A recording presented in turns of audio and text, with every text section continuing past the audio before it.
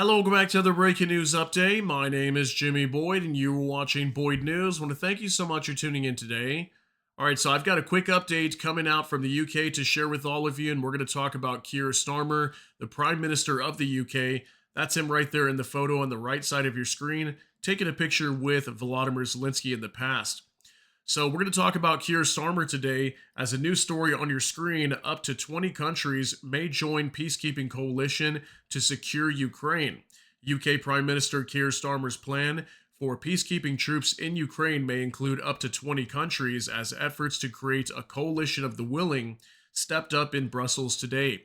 Okay, so just 4 days ago, we had Keir Starmer coming out on national television and telling Europe that it was time for Europe to step up and they had to start creating a coalition of the willing, basically calling on any European nations that were willing to potentially contribute to sending peacekeeping forces to Ukraine to ensure Ukraine's sovereignty in the event that Ukraine and Russia reach a ceasefire agreement. So he's stating today that up to 20 countries may join. We don't know exactly what countries that is just yet, but apparently they're going to be holding talks right now and figuring out who's going to be able to contribute and who won't. So we're going to talk about that. And then we also have an update coming out from Sergei Lavrov today in response to a lot of these talks about NATO wanting to send troops to Ukraine. Okay, so let's jump on over here real quick to a mainstream news article. This is from NDTV World.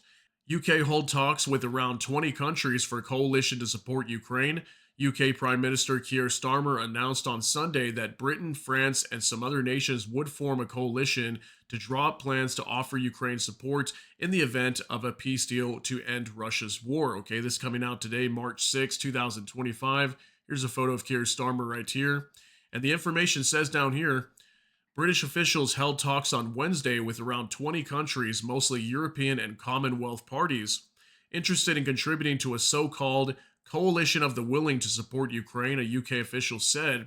UK Prime Minister Keir Starmer announced on Sunday that Britain, France, and some other nations would form a coalition to draw up plans to offer Ukraine support in the event of a peace deal to end Russia's war. The official would not be drawn on which other countries had shown an interest in offering support, but said it shows the willingness of the coalition of the willing to convene and the desire of a number of different countries to play their part. This is still early stages and the situation is very fluid, okay? So not too many details coming out from this yet, but we do know up to 20 countries may be involved in this, and they're still going to figure out who's going to be willing to send peacekeeping forces into Ukraine, maybe other types of military equipment or whatever it might be to secure Ukraine's skies. We've even heard about maybe fighter jets being deployed over there as well. So as soon as I get more information on that, I'll share more info with you guys later. But I want to show you something else as well coming out from Sergei Lavrov today in response to a lot of these talks about NATO deploying troops to Ukraine.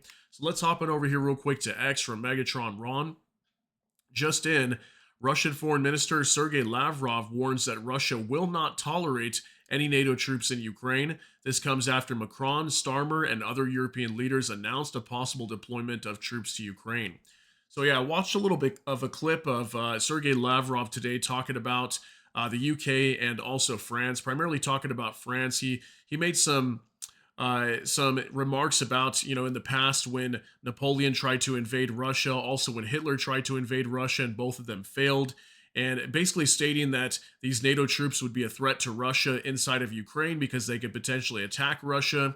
So that was, pretty much some of his statements that he was making today in regards to this, but pretty much coming out and saying that Russia's not okay with NATO troops inside of Ukraine. So I wonder how they're going to work that out, because it looks like at least the UK and France are very serious about sending some form of a peacekeeping contingent into Ukraine, which would be potentially NATO forces. I'm not sure if they would consider them a NATO contingent or if these would just be European forces. But I mean, regardless, the fact that these are coming from NATO nations, this is why Russia has a problem with this. So I really wonder how they're going to resolve this. You guys can let me know what you think down in the comments section. But just wanted to give you this update coming out for the UK today to let you know that it does look like they're moving on this plan to send some peacekeeping forces to Ukraine. And at the same time, Russia appears to not be okay with it. So yeah, let me know down in the comments what you think. How are they going to resolve this? If Russia's not okay with this, how is Russia going to react to this? If UK and France and all these other European partners all of a sudden just decide to send these troops into Ukraine. Could Russia respond, and could we have another war breaking out maybe, or what is going to happen here? So let me know what you guys think down in the comment section. But that's going to be it for today's update. If you got something out of this, please smash that like button. Also, if you enjoy my content, please consider subscribing down below. Hit the notification bell, that way YouTube can notify you. And with that, hope you all have a great day. Everybody take care and God bless, and we'll see you in the next one.